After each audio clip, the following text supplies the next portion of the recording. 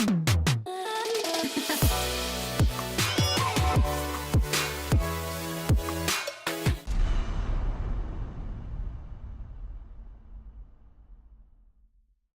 everybody. Welcome to She Shed Comedy Podcast. I'm your host, Linda Schwartz. And today I am so excited to be here with you. I'm sitting here on location at the MadHouse Comedy Club in San Diego with America's Got Talent, Vicki Barbolak. She is is it a semi-finalist? She did it. She got Barbolak out. Linda Schwartz, give it up for her. But it's not easy.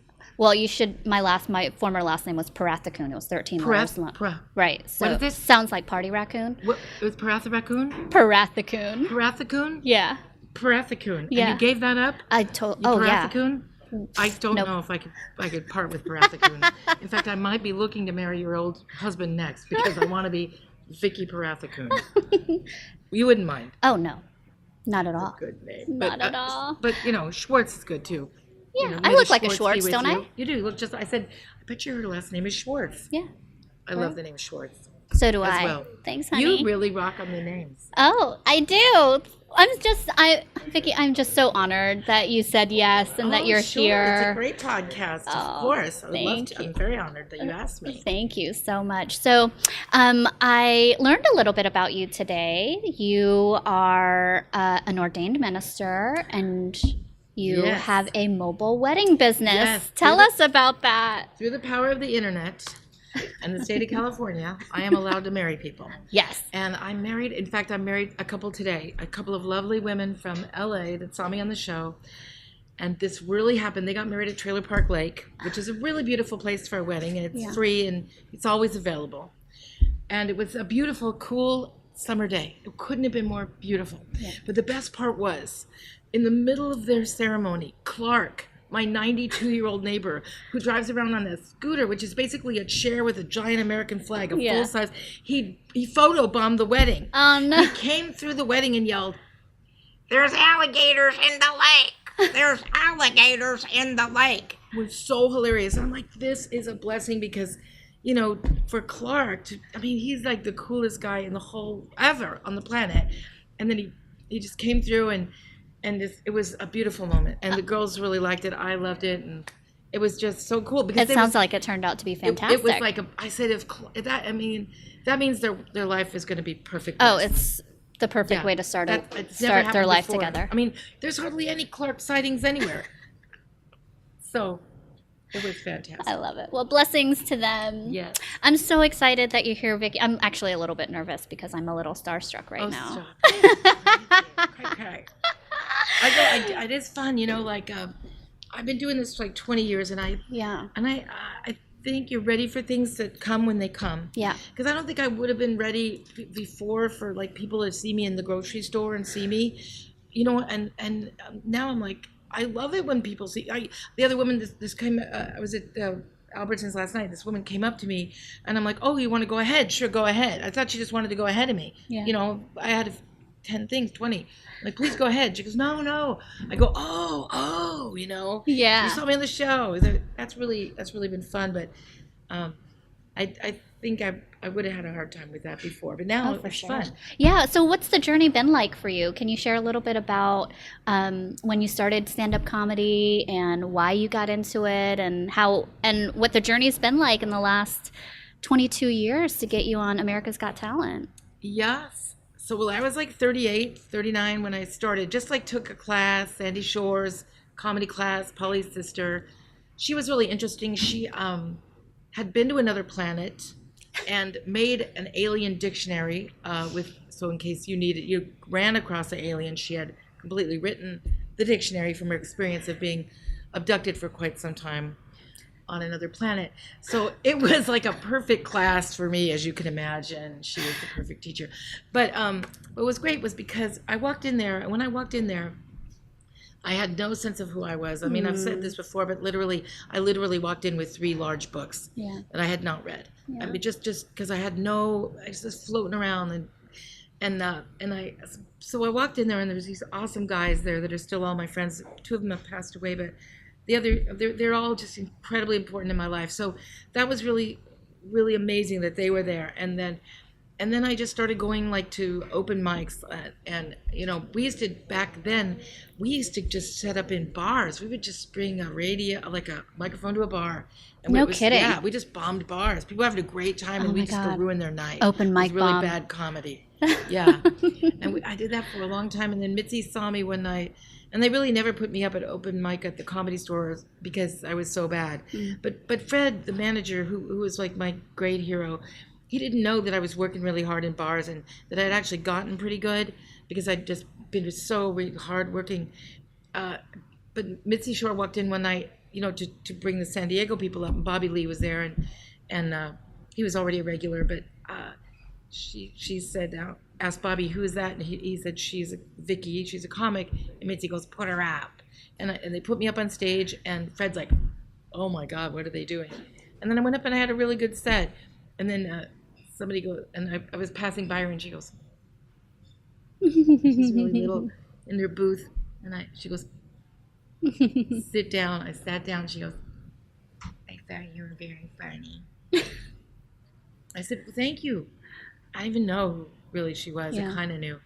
And she goes, okay, you can go. And then I went back to the bar, and somebody walked up to me and said, you're a paid regular now. Wow. And I didn't know what a paid regular was. Wow. And Bobby goes, well, that means you can. I go, what's that mean, Bobby? And he goes, Yeah. well, that means you can call in for LA spots. And I'm like, oh. That's yeah, incredible. It was incredible.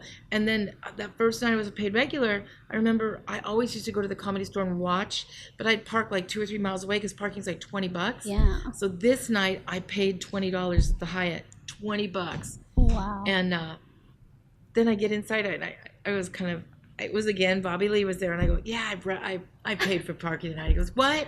We have our own parking lot, paid regular parking lot. I'm like, oh. So that was that, and then and Mitzi was really, really good to me for a long, long time.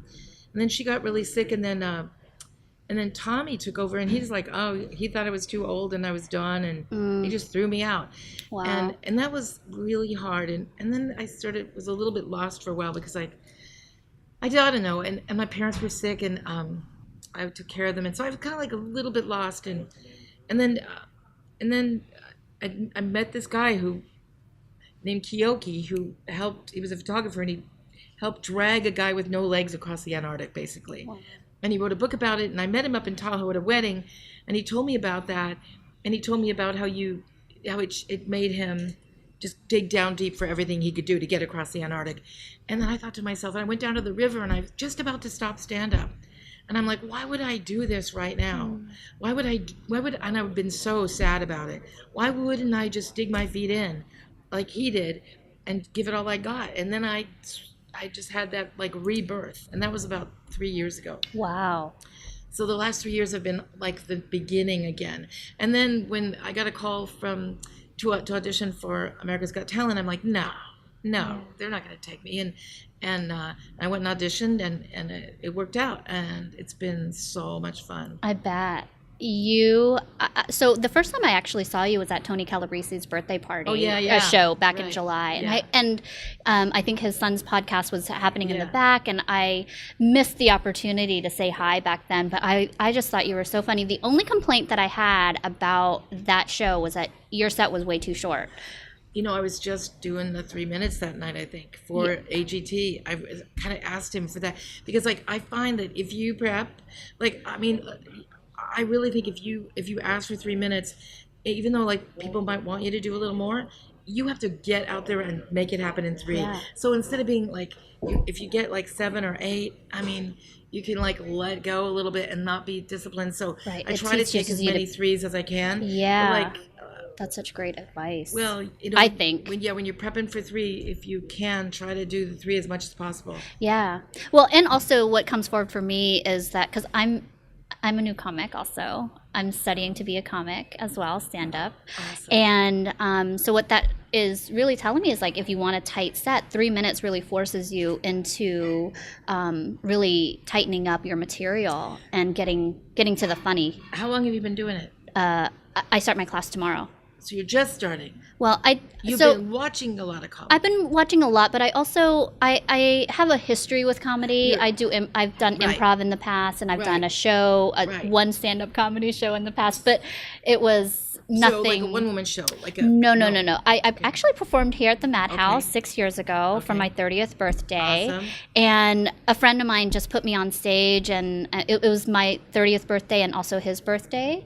So there was about 300 people here on a Tuesday night, and he gave me about 3 weeks to prepare. So I really didn't have any training. I was just kind of shoved into the moment, and I've been wanting to do it ever since, but I've kind of let life dictate, Yeah. my journey a little bit. And so here I am. Good. And so I start my class tomorrow with Tony, and I'm really excited. And so he's amazing. Tony's a good guy. Yeah. Because he will bring out the best in you, but he won't try to mold you. He'll just set you free. Yeah. And because I think that you can't teach comedy, Right. but the great thing about a comedy class is you can make you work every week. You've got to show up with something. Yeah. And then Tony's feedback will be really good, but it'll also be like it'll also be just like encouraging you to just keep doing it and doing it and doing it, because it's not like my husband Lou's a piano player at the Comedy Store in his 25 years this month, and he's watched comedy for a long time, like he plays chess and he watches comedy, and what he says is it's not like how many years you're doing it, it's just how many hours you've done it. So it's just about getting up there and doing it, and in the beginning I really there's a reason you to go for 3 to 5 minutes. Yeah. Right? Yeah. And then after a long time, you want to be able to do an hour, and you want to be able to be free. You don't want to be able to be constricted. Like Bill Hicks said, material is what you fall back on when you don't have anything real to say. So you want to get away from material eventually if you can. Like that's everybody's hope. But that's not always possible. So you got to also have material. But when I got back and did AGT, then I was like, oh, really? 2 minutes? Are you kidding me? I was really resenting it. I'm like, this is not good. And then I've really learned to love the zen of writing the 2 minutes, that every word counts. You have to get yourself up and born and die, beginning, middle, and end in 2 minutes. And it's really fun. It's like as fun as writing your first set. Yeah, I'm really excited. I've actually been working with Tony privately, but so I'm really excited to be in his class and all of that. And I have a short set that I've been working with, but I feel really insecure about it. Like, can you talk to that a little bit and how to move through that? I mean, since this is a show about empowering stand-up or comics. Honestly, there's only one way through it, and that's just to go through it. Yeah. And in the very beginning, there's probably going to be another voice in your head the whole time you're on stage saying, oh, this isn't quite right. No, they're not liking that. This isn't good. I can't believe I did that. So you're having this internal negative monitoring going on at the same time you're trying to get that out. And that's what I've noticed with a lot of comics when they're starting. That certainly was my huge problem. Yeah. So I mean, in one way, I feel like I could tell you're spiritual, so that's really helpful. You just kind of like, it's just doing it and doing it and doing it, and if you can, and then try to quiet any negative little second voice that's inside of you, or if you have a second voice inside of you, don't let it bother you too much. Go, okay, I hear it. If you have to slow down just to get quiet between jokes, I mean, that's the thing. It's just if you know your material and you're nervous, there's something Lindsey Vonn said that's skier that's really been helping me. She said she was like almost stopping because of fear, and she's broken everything. She should be afraid. She's a nut. Yeah. Who would do that, right? Yeah.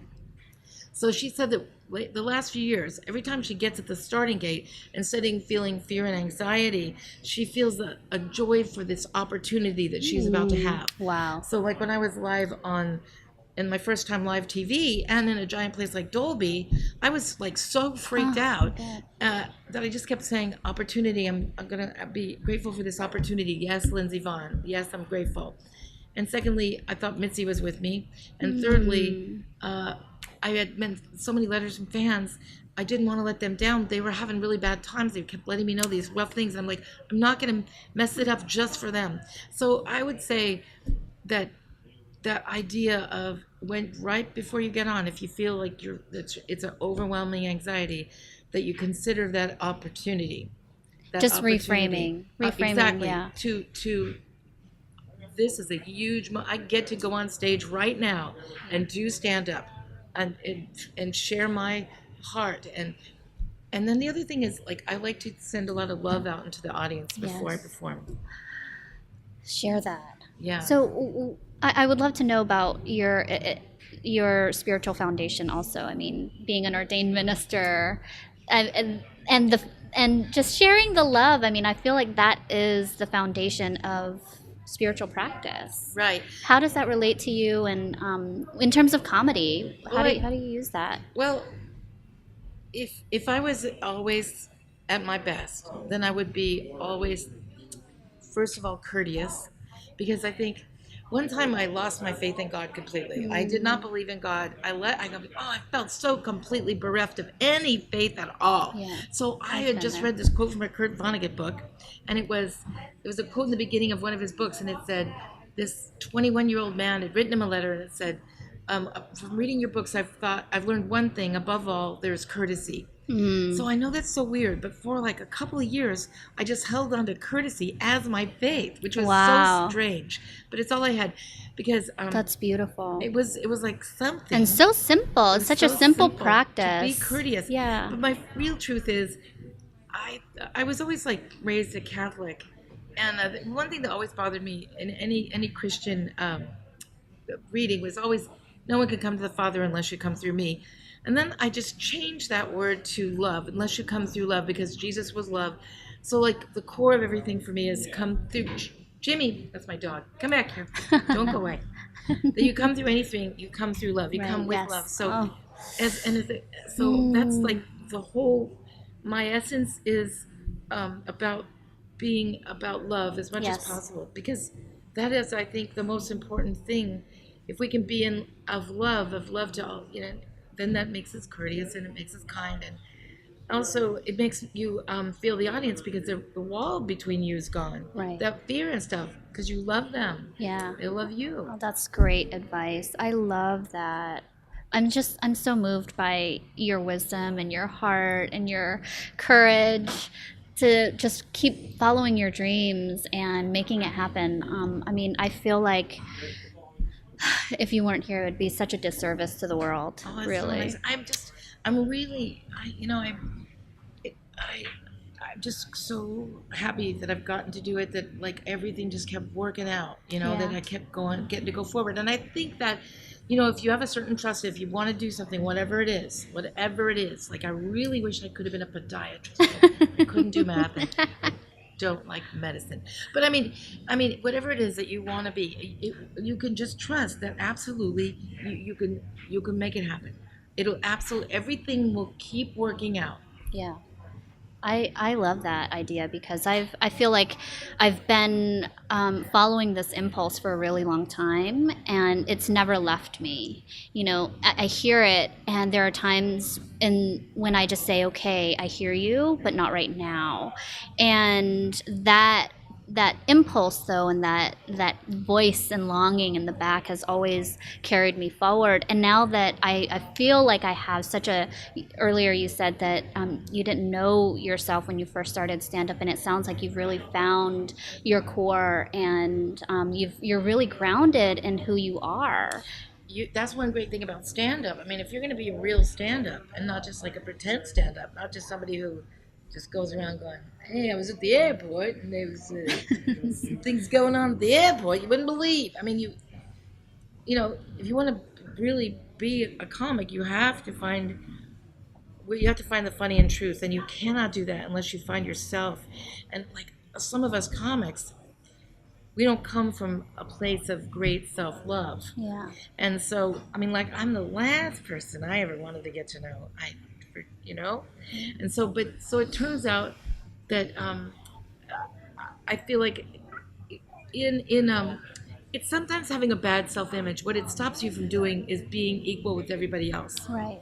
And it's just as bad to have a low self-image in terms of how un um, ungettable the world is going to be for you, ungettable the conversation will be for you, because you feel so bad that you put up this big wall. Right, yeah. It's just as bad as being thinking so high on yourself that you put up this big wall. So just to feel equal, to feel that all people are equal, all things are equal, to get to that point. Yeah. That is what stops the wall between you and your work as a comic, your work with the audience. I mean, I think that's just really key. And there's just the being, when you're writing jokes and you're learning how to live that creative life, that your truth definitely has to come out. Absolutely. I thoroughly agree with that. Thank you so much.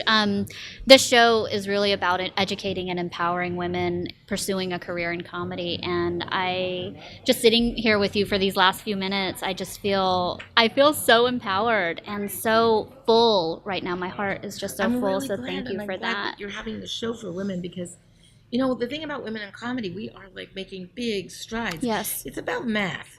The reason they said we weren't funny is because there was 20 guys on open mic, 2 Right. girls. Okay, 18 of those guys were not funny. Yeah. 2 might have been funny. Yeah. If 2 of the girls weren't funny, they mean 0 girls are funny. Right. So the math has never been in our favor. That's all it's been, because let's face it, women are funnier than men. Our sense of our humor, it takes a little more than I do love a fart joke. I'm not kidding you. I do love a good fart joke. I love fart jokes. But, you could do it. Men could just do 2-3 hours of fart jokes and laugh their brains out. Right. We're more discerning with humor. I think, I just flat out think we're funnier. Sorry. This is true. Yeah. I agree with that. I don't know why.